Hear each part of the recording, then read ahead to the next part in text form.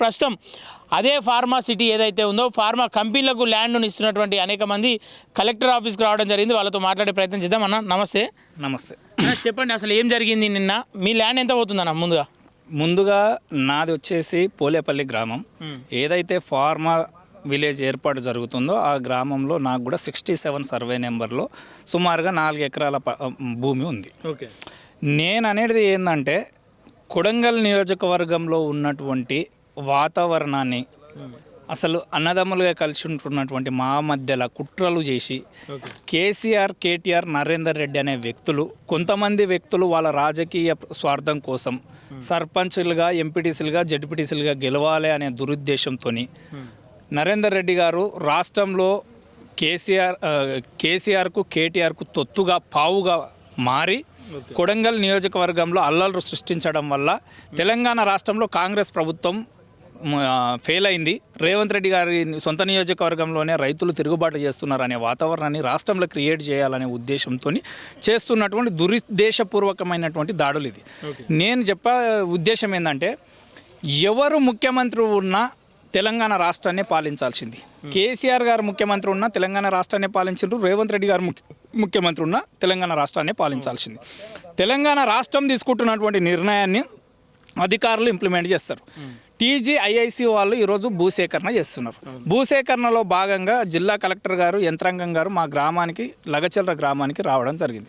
లగచల్ర గ్రామంలో ఊళ్ళో మీటింగ్ పెట్టడం వల్ల కొంతమంది దుష్టశక్తులు ఎవరన్నా వచ్చి లా అండ్ ఆర్డర్ ఇష్యూ ఏర్పడుతుంది, ఆ గ్రామంలో ఉన్నటువంటి కొంత గుర్తు తెలియని వ్యక్తులు ఏదైనా దాడి చేసే ప్రయత్నం ఉందని చెప్పి ఊరికి కొంత దూరంగా ఫార్మా భూసేకరణ కింద ఒక అభిప్రాయ సేకరణ ఏర్పాటు చేశారు.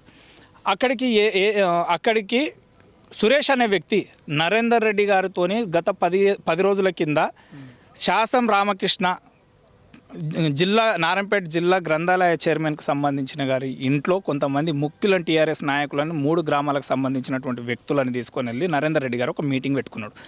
దాడులను ప్రోత్సహించాలి, అల్లర్లు సృష్టించాలి, ఇక్కడ దాని ద్వారా రాష్ట్రంలో కాంగ్రెస్ ప్రభుత్వాన్ని బదలాం చేయాలనే ఉద్దేశంతో ఆర్థికంగా సహాయం చేసి 10 రోజుల కింద వీళ్ళని పిలుచుకొని సురేష్కు నరేందర్ రెడ్డి గారు ఒక మాట చెప్పడం జరిగింది. నిన్న దాడి జరిగిన సమయంలో సుమారుగా 42 సార్లు జిల్లా కలెక్టర్ గారి మీద ఏ ప్రాంతంలో అయితే దాడి జరిగిందో ఆ ప్రాంతానికి రైతులను క్రోడీకరించి కొంతమంది రౌడీలను అక్కడికి తీసుకొని వచ్చి, రాజకీయ ముసుగులో ఉన్నటువంటి టీఆర్ఎస్ రౌడీలను తీసుకొని వచ్చి జిల్లా కలెక్టర్ గారిని ట్రాప్ చేసి తీసుకొని వెళ్ళిన రోజు నిన్న సుమారుగా 42 సార్లు సురేష్కు నరేందర్ రెడ్డి గారు ఫోన్ చేశారు. ఓకే. అదే నిన్న ఆధారాలు ఉన్నాయన్న? ఆరోపణలు ఖచ్చితమైనటువంటి ఆధారాలు ఉన్నాయి. కేటీఆర్ గారితో కూడా నరేందర్ రెడ్డి గారు మాట్లాడినట్టు మాకు ఆధారాలు ఉన్నాయి. మేము అధికారులను ఒకటే చెప్తున్నాం, ఈరోజు ప్రభుత్వం పైన జరుగుతున్నటువంటి దాడిది, లా అండ్ ఆర్డర్ సిస్టమ్ పైన జరుగుతున్నటువంటి దాడి, ఇది కుట్రలో భాగం. ఎప్పుడైతే రాజకీయ నిరుద్యోగులుగా కేసీఆర్ కుటుంబం మారుతుందో ఆ రోజు వీళ్ళు చేసేటివి దాడులే, కుట్రలే. తెలంగాణ ఉద్యమంలో వందలాది మంది ప్రాణాలు బలిగొన్న బలి పశువులు వీళ్ళ రాజకీయ స్వార్థం కోసం ఏ కుటుంబాన్నన్నా నాశనం చేస్తారు, ఎవరినైనా నాశనం చేస్తారు.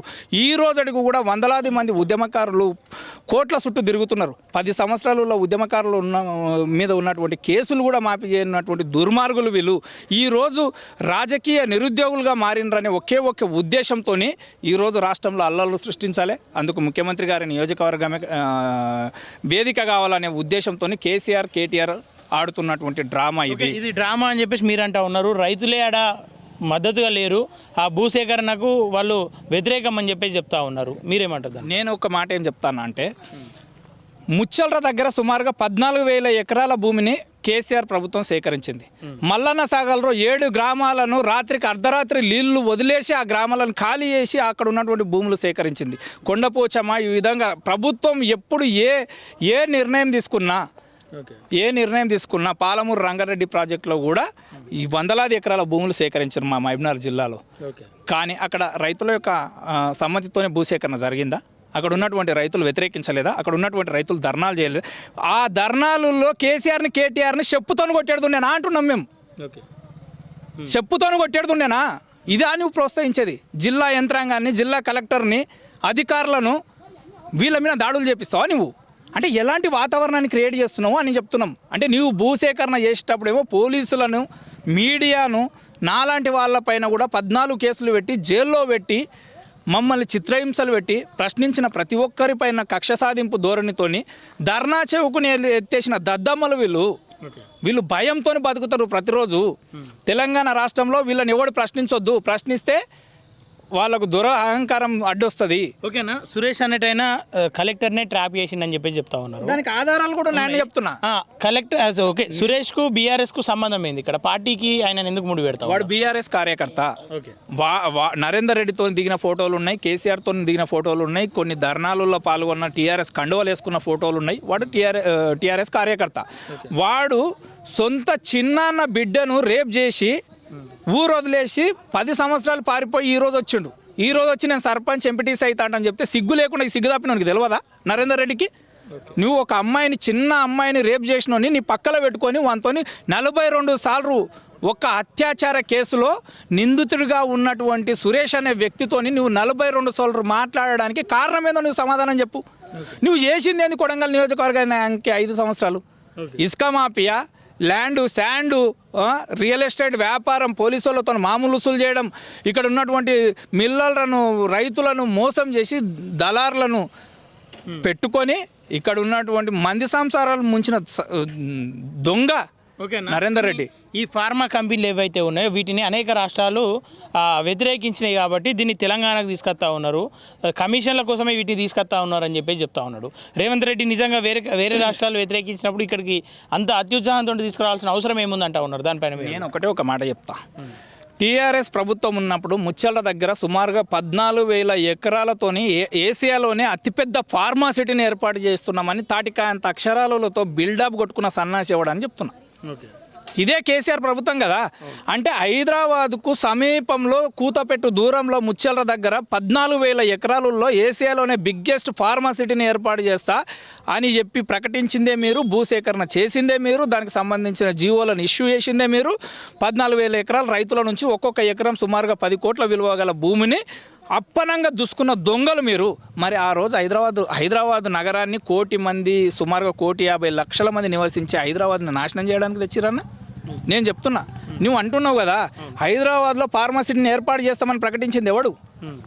ఫస్ట్ ఫార్మాసిటీ విషయంలో మాట్లాడితే కేటీఆర్ని కదా ప్రశ్నించాల్సింది.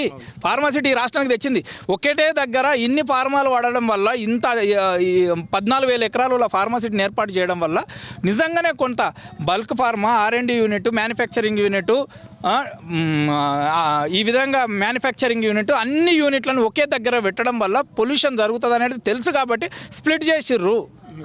రాష్ట్రంలో అన్ని ప్రాంతాలు అభివృద్ధి చెందాలనేది ఉద్దేశం. మా ఉద్దేశం ఏంటంటే, ఒక రాష్ట్ర ముఖ్యమంత్రి మా ప్రాంతం నుంచి ప్రాతినిధ్యం వహిస్తున్నటువంటి వ్యక్తి మా ప్రాంతంలో పొల్యూషన్ అయ్యే కంపెనీ తీసుకొని వచ్చేస్తాడా? నీకు ఏ కంపెనీ వస్తుందో నువ్వు చెప్పమని సన్నాసి నీకు వీళ్ళు ఎవడో చెప్పేటోడు. అసలు ఫార్మా అంటే అర్థం తెలుసా ఈయనకి? నరేందర్ రెడ్డికి ఫార్మా స్పెల్లింగ్ తెలుసా?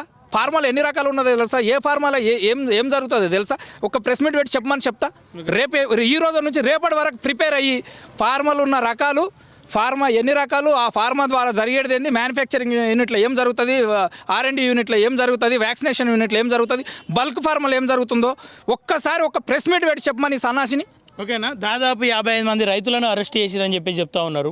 ఆ రైతులకు మద్దతుగా మేము వస్తున్నామని చెప్పేసి బీఆర్ఎస్ నాయకులు కూడా వికారాబాద్ డిస్టిక్ కావచ్చు, ఏదైతే గ్రామాలు ఉన్నాయో గ్రామాల్లోకి వచ్చే ప్రయత్నం చేస్తూ ఉన్నారు. ఇదంతా రాజకీయ కోణంగా చూడొచ్చా, లేదంటే నిజంగానే ఆ రైతులను అన్యాయంగా అరెస్ట్ చేసిరనుకోవచ్చా? వీళ్ళు రైతులను బలి పశువులను చేసిర్రు.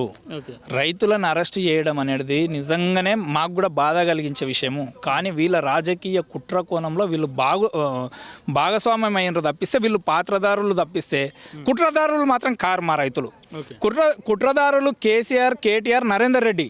వాళ్ళ కుట్రలో వాళ్ళే పన్నినటువంటి పన్నాగంలో వీళ్ళు బలి అవుతున్నారు కాబట్టి ఇప్పుడు కూడా వస్తున్నది అంతే. ఇప్పుడు నరేందర్ రెడ్డి ఇరుకుతాడు, కేటీఆర్ ఇరుకుతాడు కాబట్టి వాళ్ళు హైదరాబాద్కి వెళ్ళి మా ప్రాంతానికి వస్తున్నారు.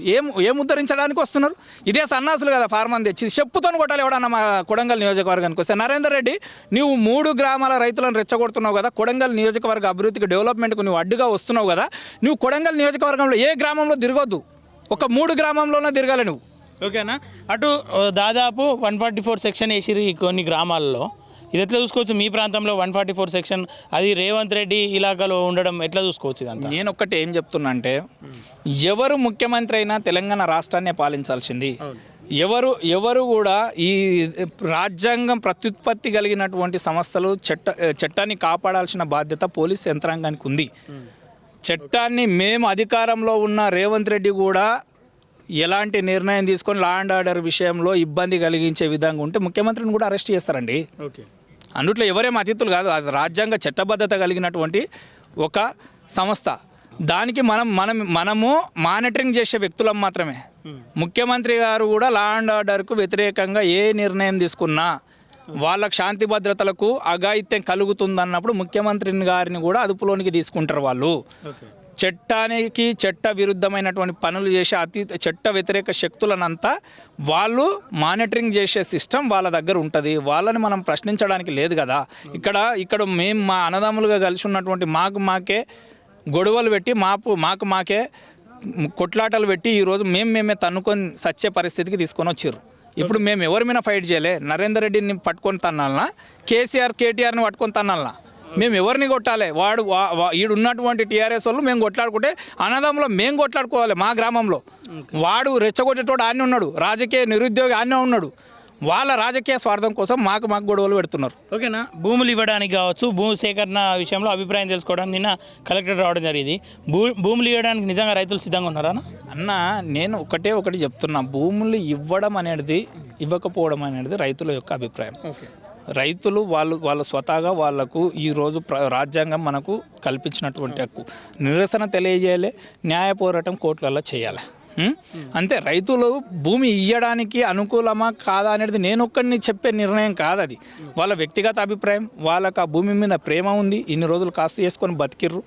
వాళ్ళు నిరసన తెలపాలి, ప్రభుత్వాన్ని వస్తున్న పరిశ్రమలను వ్యతిరేకించాలి.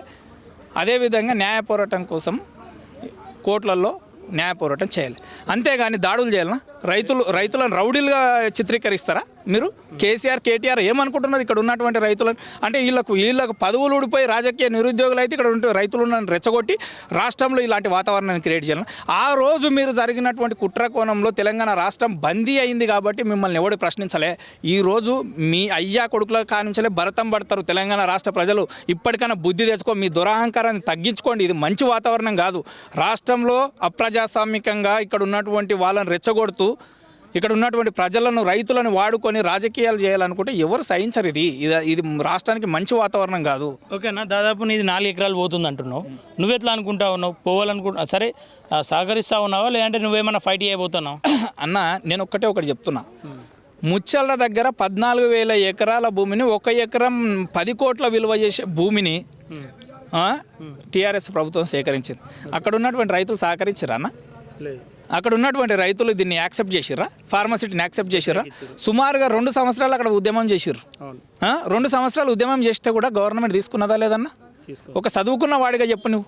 మా రైతులు అంటే తెలియదు వాళ్ళకు. నాది ఒక లావుని పట్ట భూమి. ఒక మాట, ప్రభుత్వ భూమి నాది. ప్రభుత్వ భూమిని నేను ఎన్ని రోజులు కాపాడుకోగలుగుతానా? నాకు ఎంత రాజకీయ శక్తి ఉన్నా నేను కాపాడుకోగలుగుతానా? మూర్ఖంగా అయితే ప్రవర్తించి వాని మీద వీడి మీద దాడులు చేస్తే నష్టపోయేది ఎవరు? నేను కాదా? నా కుటుంబం కాదా? ఎవరు నష్టపోతారు? ఈరోజు రైతులను రెచ్చగొడుతూ వీళ్ళు నష్టం చేస్తున్నారు. కోట్ల చుట్టూ పోతే 7 ఏళ్ళు కోర్టు చుట్టూ తిరిగి నేను డబ్బులు తెచ్చుకోవాలన్నా ఈ రోజుకి నువ్వు మల్లన్న సాగర్ రైతులను పోయి అడుగు. మీరు ఇదే కాలు మీరు మల్లన్న మీ రైతులకు వచ్చినాయా అన్న పైసలు? ఈ డబ్బులు వచ్చినాయా? నష్టపరిహారం వచ్చిందా? సొంత జిల్లాలోనే రైతులను నష్టపరిహారం ఇప్పిస్తానని చెప్పి అవార్డు తీసుకుపోయి కోట్లలో డిపాజిట్ చేసి కోర్టు చుట్టూ 7 ఏళ్ళు 8 ఏళ్ళు తిప్పిన దొంగలు వీళ్ళు. నీ రైతులను మోసం చేసిన సన్నాసివి మా రైతులు నష్టపోతుంటే నువ్వు చూస్తూ ఊకుంటావా? నువ్వు ఇంకా నష్టపోవాలని కోరుకుంటావు మమ్మల్ని. నీ రైతులకు, నీ జిల్లాలో ఉన్నటువంటి రైతులకి న్యాయం చేయని దద్దమ్మలు వీళ్ళు. మా రైతులు నష్టపోతుంటే మీకేమన్నా ఆలోచన ఉంటుందా? వీళ్ళకి రాజకీయమే కావాలి.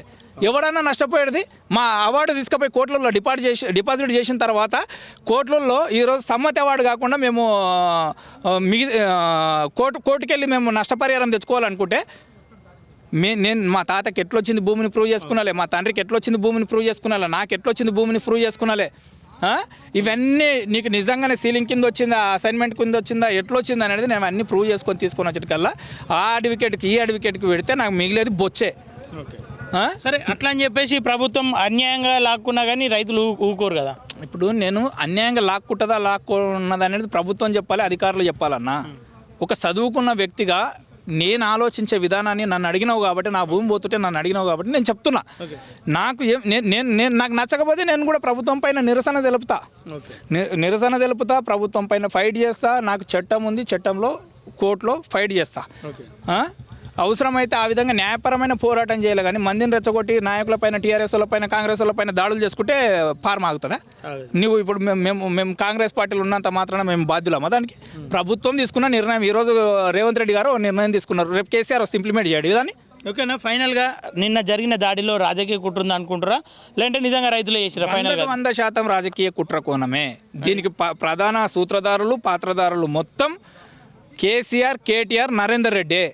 వీళ్ళ రాజకీయ నిరుద్యోగులుగా మారారు కాబట్టి మా ప్రాంతంలో ఉన్నటువంటి రైతులను రెచ్చగొట్టి వాళ్ళ ముసుగున రేవంత్ రెడ్డి గారి ప్రభుత్వాన్ని, కాంగ్రెస్ ప్రభుత్వాన్ని రాష్ట్రంలో అబాసు పాలు చేయాలి అనే ఉద్దేశంతోనే జరుగుతున్నటువంటి కుట్ర ఇది.